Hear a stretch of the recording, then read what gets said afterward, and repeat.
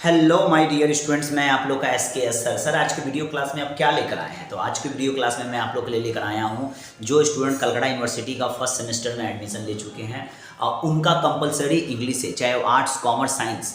Martin Luther king junior का जो है आई हैव अ ड्रीम, उसको अच्छी तरह से जो मैं आपको हिंदी में जो है समराइज़ करने जा रहा हूं। तो फटाफट जो है चैनल को सब्सक्राइब कर दीजिए और बेल आइकन को जरूर दबाइए कि जिससे आपको नेक्स्ट आपको वीडियो मिलते रहे कलकत्ता यूनिवर्सिटी से रिलेटेड। और मेरा आपसे दिल से रिक्वेस्ट है कि हर एक स्टूडेंट को मेरा ये वीडियो शेयर कीजिए। इस चैप्टर से आपको बहुत कुछ फ़ायदा होने वाला है। तो फटाफट कॉपी को ओपन कीजिए। अमेरिका में नस्लीय भेदभाव को समाप्त करने और समानता स्थापित करने के अपने सपने बारे में बात करते हैं। यह भाषण अत्यंत ऐतिहासिक महत्व का है और उत्कृष्ट कौशल का यह भाषण एक उदाहरण है। मीन्स यह जो चैप्टर है मार्टिन लूथर का एक भाषण के रूप में है। किंग ने अपने ऐतिहासिक आई हैव अ ड्रीम भाषण की शुरुआत अगस्त 1963 में वॉशिंगटन में मार्च में 250 लाख से अधिक लोगों की भीड़ में शामिल होने पर अपनी खुशी बताते हुए की। उन्होंने इस सभा को अमेरिका इतिहास में स्वतंत्रता के लिए सबसे बड़ा प्रदर्शन कहा है। वॉशिंगटन डीसी किंग में लिंकन मेमोरियल की सीढ़ियों पर खड़े होकर दर्शकों को याद दिलाते हैं कि 100 साल पहले इसी दिन महान अब्राहम लिंकन ने अमेरिकी में गुलामी को समाप्त करने के लिए मुक्ति उद्घोषणा पर सिग्नेचर किया था। हालांकि इसमें काले अमेरिकों को तकनीकी रूप से गुलामी के जंजीरों से मुक्त कर दिया, लेकिन वास्तव में उन्होंने एक सदा के लिए बाद भी कोई वास्तविक स्वतंत्रता नहीं मिली, क्योंकि वे नस्लीय भेदभाव और अलगाव का अनुभव करते रहे। अमेरिकी धन और समृद्धि के बीच काले अमेरिकी अपने ही देश में गरीब और निर्वासन में रहते हैं।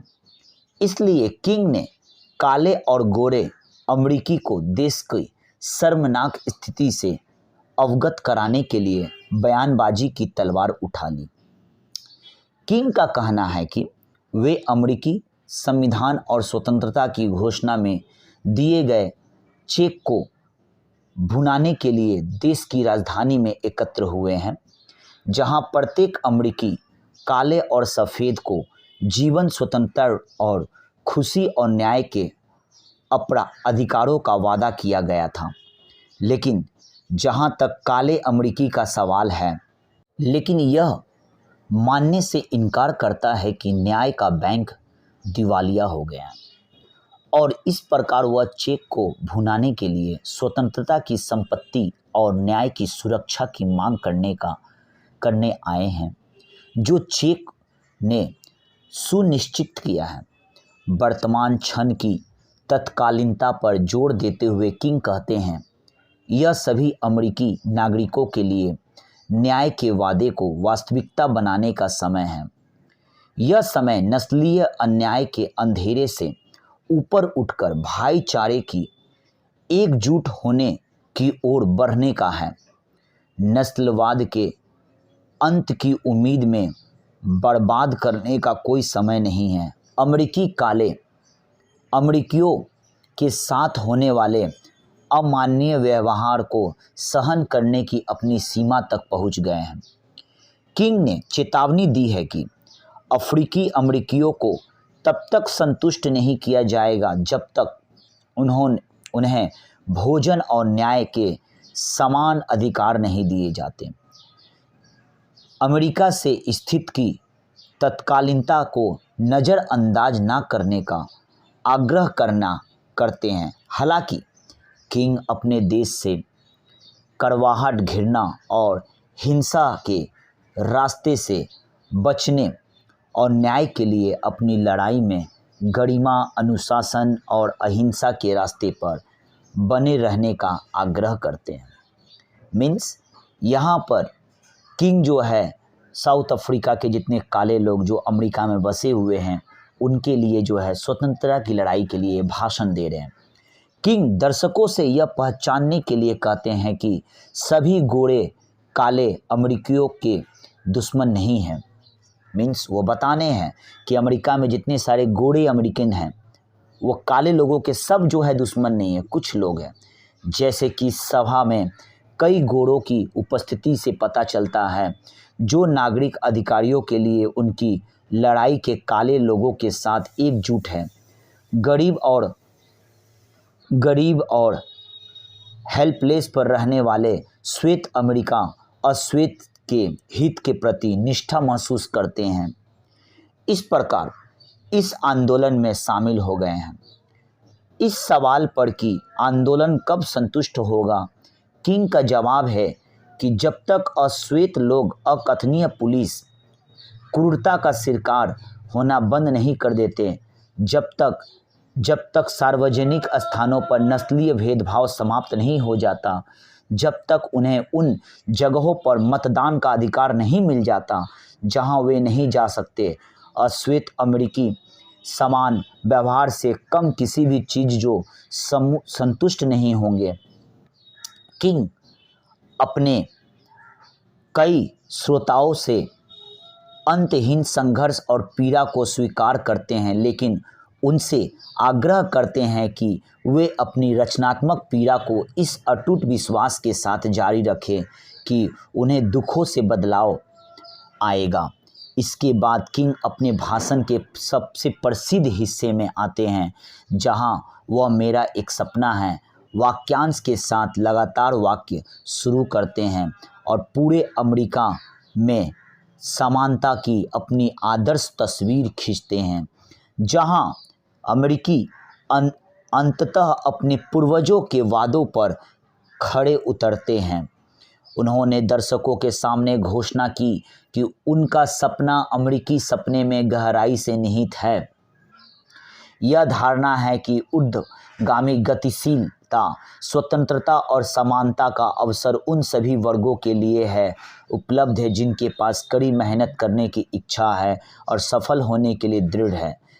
मीन्स यहाँ पर किंग का कहना है कि हम उनके संग खड़े हैं जो काले अमेरिकन हैं और उनको न्याय नहीं मिल रहा है हमारा जो है अमेरिका में वाशिंगटन डीसी में, तो वहाँ पर ये सबके लिए अपना जो है खेद प्रकट कर रहे हैं कि मैं आप लोग के साथ हूँ, आप एकदम मत घबराइएगा। जब तक आपको पूरी तरफ से आपको राइट्स, आपका अपना हक नहीं मिल जाएगा, तब तक मैं आप लोग के साथ हूँ।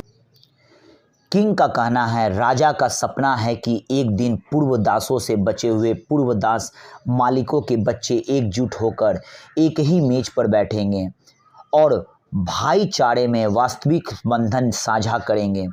उनका सपना है कि एक दिन अमेरिका में उनके बच्चों को उनकी त्वचा के रंग में नहीं बल्कि उनके चरित्र में आंका जाएगा। मीन्स अमेरिका में जो काले लोग हैं, जितने सारे लोग हैं, चाहे काले हो या गोरे हैं, उसको स्किन को देखकर मन में भेदभाव नहीं पैदा होगा, बल्कि उनको जो है उनका कैरेक्टर देख के, उनका नेचर देख के सारा चीज़ किया जाएगा। उनका सपना है कि मिसिसिपी और अल्बामा जैसे राज्यों में भी जो अन्याय और उत्पीड़न की गर्मी से झुलस रहे हैं, लोग एक दिन भाईचारे के बंधन को साझा करेंगे, सौहार्दपूर्ण ढंग से रहेंगे। उनका सपना है कि एक दिन अमेरिका के सभी क्षेत्रों में समानता का राज होगा। किंग अपने श्रोताओं से इस सामूहिक आशा को अपने साथ अपने गृहनगर वापस ले जाने की आग्रह करते हैं। स्वतंत्रता की इस आशा के साथ वे एक साथ काम करने, एक साथ प्रार्थना और एक साथ स्वतंत्रता के लिए संघर्ष करने का सक्षम होंगे। अंत में किंग ने आज़ादी का आह्वान किया। इसकी गूंज पूरे देश में सुनाई दी।